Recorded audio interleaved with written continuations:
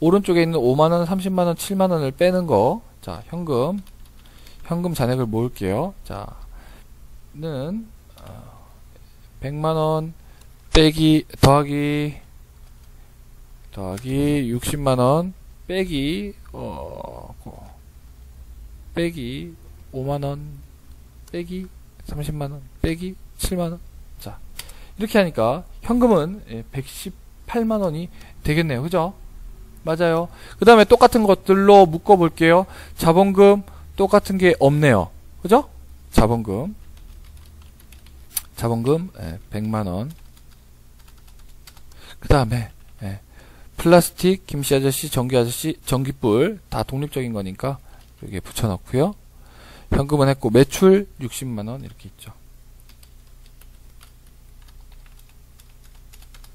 자, 이렇게 있어요. 이걸 보고 여러분들이 뭘 알아야 할까요? 자, 이건 합계 금액이고요. 마찬가지로 합계 금액, 이건 합계 금액입니다. 이 내용들만 일단 봤을 때 뭘 알아야 할까요? 자, 이 분계를 결과적으로 똑같은 것들을 모은 다음에 위에서 아래 방향으로 그림을 그릴 수가 없네. 위에서 아래 방향으로 쳐다보는 게 되면요, 그게 바로 재무상태표가 돼요. 그리고 오른쪽에서 왼쪽으로 보면 손익계산서가 돼요. 아니, 어떻게 그렇습니까? 지금 보니까 그냥 이런 식인데, 그것을 판단하기 위해서는 추가적으로 뭘 알아야 되냐면요, 수익과 비용이 어떤 것들이 있는 것들인지 확인을 해야 돼요. 그래서 지금 이게 수익이고요, 이게 비용인데, 수익과 비용 항목을 오른쪽에서 왼쪽으로 보면 어떻게 돼요? 자, 오른쪽에서 보면 매출이 60만원이 있고요. 그 다음에 플라스틱이라는 것이 오른쪽에서 왼쪽으로 보니까 밑에 있겠죠. 5만원. 그 다음에 김씨 아저씨 30만원, 전기불 7만원. 이거는 오른쪽에 있던 거, 이건 왼쪽에 있던 거죠. 그래서 빼주면요, 60에서 42만원을 빼주면 18만원이라는 손익계산서가 나오는 거예요. 이게 손익계산서입니다. 이해돼요? 지금은 안 될 수도 있겠죠. 안 돼야 정상일 것 같아요. 이게 손익계산서예요. 그 다음에 위에서 아래로 봤을 때 118만원과 나머지 자본금 100만원이 재무상태표라고요. 근데 이 재무상태표에 차대변이 맞지 않죠? 그 이유는 이 집합손익을 결산분계해서 이쪽으로 넣어주지 않는 결산대체분계를 아직 안 해서 그래요. 이 18만원이 이쪽으로 들어오면은 마찬가지로 118만원, 100만원, 이익잉여금 18만원에서 차대변이 맞춰지는 재무상태표가 될 거예요. 이 부분만 따로 위에서 아래로 봤을 때 수익비용은 빼고요. 아래로 봤을 때 얘기가 왜 130만원이지? 이 부분이 재무상태표가 되는 거예요. 그래서 분계를 해놓고 어떻게 시산표를 만들고 뭐 이런 것들을 일일이 알려고 하면 상당히 머리가 아파요. 외우려고 하니까 당연히 안 외워지죠. 다만 분계를 하면서 여러분들이 분계를 쭉 한 다음에 수익비용 항목만 추가적으로 구분이 된다면 그것을 별도로 해서 빼놓고요. 위에서 아래로 보면 재무상태표가 되고 오른쪽에서 왼쪽으로 보면 손익계산서가 된다라는 그런 개념을 알고 계셔야 나중에 이게 왜 분계로서 재무상태표가 나오고 손익계산서가 나오는구나 라는 것을 알고 이해하시기가 쉬워요. 그래서 이 얘기를 한 이유는요, 사실 그 김씨 아저씨라는 거는 뭐 급여가 되겠죠. 그 다음에 전기불은 뭐가 될까요? 뭐 전력비, 전력비 등이 될 거고요. 플라스틱은 원재료가 돼요. 그래서 만약에 이게 제조기업이면은 또 원가액의 부분도 있지만 그런 어떤 계정 과목이나 세부적인 것에 치우치지 않고 그냥 제가 말하는 거는 원래라면 한 줄로 써도 되는데 자산 기준으로 해가지고 플러스가 되는 거는 왼쪽에 적어주고 마이너스가 되는 것은 오른쪽에 적어주고 그리고 나머지 반대편에 있는 것들을 이유를 적어주고 똑같은 금액을 적어주면 그것이 분계구나. 그 분계를 통해서 위에서 아래로 이렇게 보면은 재무상태표가 나오고 오른쪽에서 왼쪽으로 이렇게 보면은 손익계산서가 나오는구나 정도를 그냥 감만 잡고 계시면 앞으로 강의 들을 때 상당히 편하실 거예요. 제가 오늘 작정하고 지금 어렵게 말해요. 이유는요, 첫 수업을 하는데 사실 저도 부담감도 많이 되고요 해서 너무 많은 분들이 듣는 것보다는 어떻게 보면 소수정예로 듣는 것이 더 좋을 수도 있다라는 생각 때문에 제가 이런 개념으로 접근을 한다라는 것을 이해하고 어렵지만 따라와줄 학생이면 좋을 것 같아서 일단은 좀 어렵게 말했어요. 그래서 아마 몇 분들은 강의를 꺼버렸을지도 모르겠죠. 그게 제가 일정 부분 바라는 것이기도 하고요. 57회 세무회계 문제가 있으면 더 좋았을 뻔한데요. 아쉽게도 아직까지 57회 세무회계 문제는 뭐라고 하죠? 그 세무사 사이트에 안 올라와 있더라고요.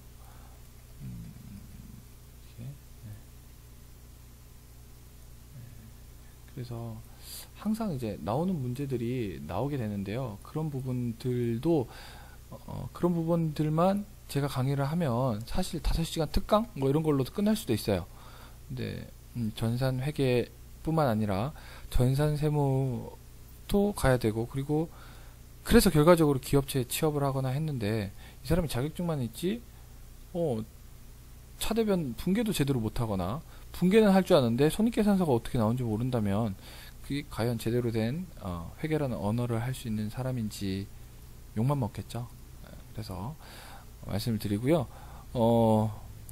제 강의는 앞으로 개념을 잡는데도 시간을 좀 투자를 할 거고요. 그 다음에 개정 과목들도 저만의 방식으로 설명을 할 겁니다.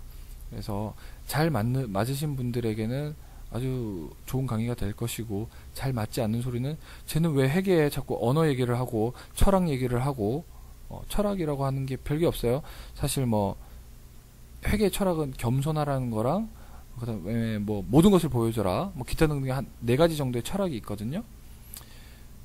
겸손하라는 거는 이제 보수적인 회계 처리가 되는 거고 하여튼 그런 게 있는데요. 그건 차차 할 거고요. 그런 식으로 철학적이고 언어적인 개념을 접근이 재밌으시면 저랑 같이 가는데 수월하실 거고요. 그게 아니면 뭐 아마 이상한 소리를 하는 세무사가 될 것 같아요. 이런 문제에서도 1번 같은 경우에 아직 진도가 안 나갔으니까 그런 지금 설명드릴 건 없고요. 2번 같은 문제 같은 경우에 이런 거를 실기 문제라고 생각하시는데 이 문제는요 답이 나와 있어요. 이걸 몰라도 답이 바로 나와 있진 않구나. 뭘 말해 드리고 싶냐면 K랩이 있죠. K랩이 있는데요. 이건 전산세무 1급인데 어쨌든 기초정보 등록에 보면은 계정과목 및 적요 등록이라고 있어요. 열어보시면 이런 창이 뜨는데요. 웃긴 게 이런 창을 활용을 안 하시는 분들이 있어요. 57회 같은 경우에 뭐가 나왔냐면은 다음 중 카테고리가 다른 것은 이런 게 나왔거든요. 그거를 물론 알고 그냥 바로 풀면 되죠.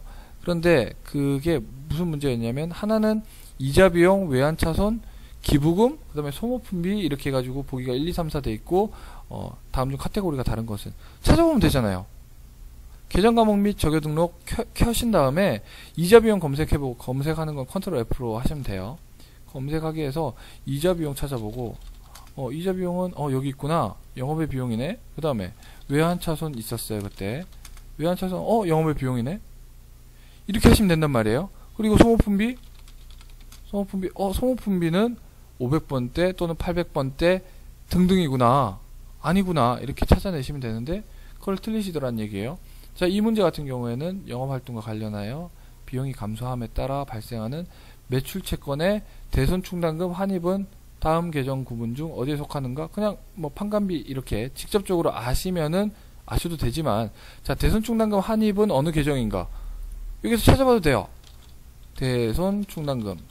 아, 이게 두 개구나. 자, 대손충당금 하면 일단 851번, 800번 때는 뭐로 돼 있죠? 판매비와 관리비. 800번 때는 판매비와 관리비에 대손충당금이 있고요.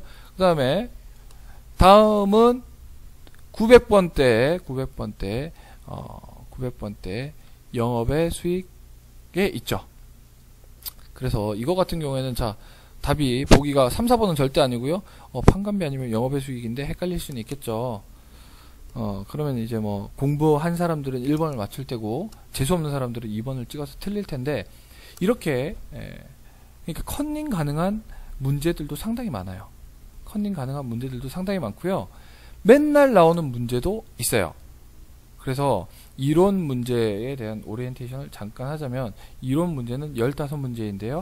그 중에 100% 나오는 문제는 3문제고요. 그래서 이거는 이거 나옵니다, 이거 아세요 해서 그 부분만 알면 되는 게 3문제고요. 50% 정도 나오는 문제들이 이제 이론 부분에 걸쳐서 한 20, 30문제가 돼요. 그리고 한 20% 정도 나오는 것들이 한 10문제 정도 되거든요. 결과적으로는 한 40문제 정도만 알면 이론 문제를 다 맞을 수 있어요. 그런데 그 40문제의 풀이 과정을 알기 위해서는 조금의 노력은 더 해야 되겠죠. 이런 순수한 1번, 2번 같은 문제는 100% 다 맞출 수 있는 문제지만, 이런 5번 같은 경우에는 알더라도 실수하거나 틀릴 수도 있는 문제라고는 생각해요. 사실 별것도 아닌데.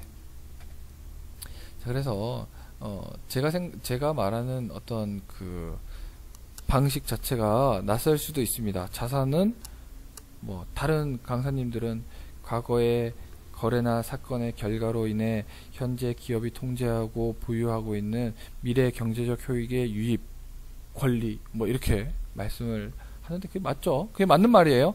그런데 일단 기본적으로 자산이란 엿 바꿔 먹을 수 있는 것. 그래서 냉장고 엿 바꿔 먹을 수 있습니까? 있어요.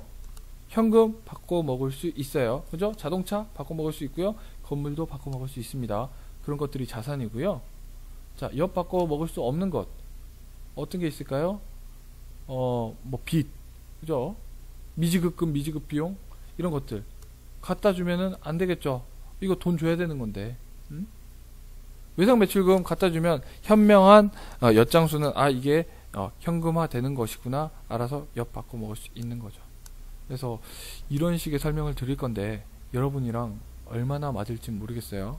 지금 제가 오늘 설명한 거는 오리엔테이션으로 해서 상당히 어렵게 진행을 하려고 하는 의도도 있었고, 결과적으로 가르쳐 드린 건 몇 개 없어요. 복식부기란 무엇인가, 회계란 기업의 언어고, 표준어라는 개념으로 재무회계가 있고, 사투리란 개념으로 관리회계가 있다. 그죠? 그 다음에 복식부기, 어머님들은 단식부기 한 줄 회계 처리를 하고, 그런 것들을 장부로 만들면 간편장부라고 하고요. 우리는 복식부기를 해야 되고, 단식부기에 있는 것들을 쪼개서 증가는 왼쪽에 감소는 오른쪽에 적은 다음에 상대편에 이유를 적어주면 그것이 두 줄 회계 처리가 되고 복식부기가 되며, 같은 금액을 적어줘야 하는 것이 대차평균의 원리의 기본이다. 그죠? 그 다음 여러가지 계정 과목은 지금 배우지 않아서 잘 모르나, 어떤 식으로든 계정 과목을 쓰면, 그래서 분계를 쭉 해나가면 수익과 비용을 자산, 부채, 자본과 구분할 줄만 알게 된다면, 지금 노란색으로 표시되어 있는 수익, 비용만 떼서 분류를 한다면, 떼가지고 오른쪽에서 왼쪽으로 보면 그것이 손익계산서가 되는 것이고, 그 나머지의 것들이 위에서 아래로 보면 그것이 재무상태표가 되는 것이다. 여기까지 말씀을 드렸어요. 상당히 좀 낯선 강의 방식일 텐데요. 소수의 입맛에 맞는 분들이 열심히 공부하는 것이 되면 저도 힘이 나서 열심히 강의를 할 것이고요. 미친 소리다 또는 반응이 없다 그러면 조용히 강의를 접어야 되겠죠.